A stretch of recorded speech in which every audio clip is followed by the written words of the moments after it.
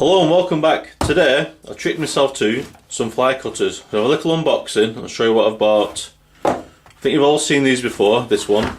This is your basic model. And the tool steel fits in as so. And the whole lot rotates. Incidentally, that has an M12 thread in the end.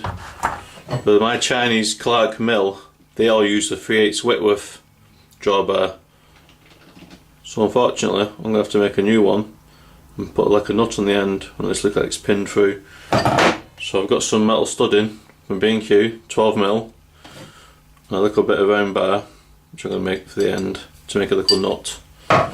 So that's that one. Now, I've also treated myself to a larger one. So let's have a look at that. I've not even opened this one up yet properly.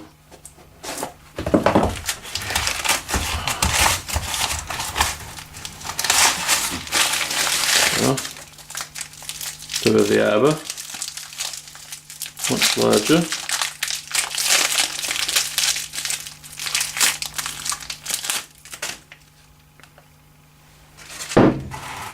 And as the box says, a 4-inch fly cutter.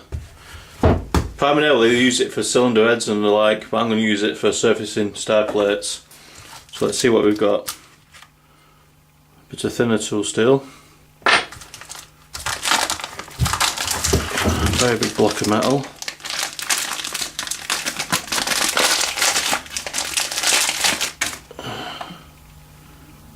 So see what the bloody arbor goes into. Yep, happy days. And at the end, the bar goes in the end there. Excuse me 1 second.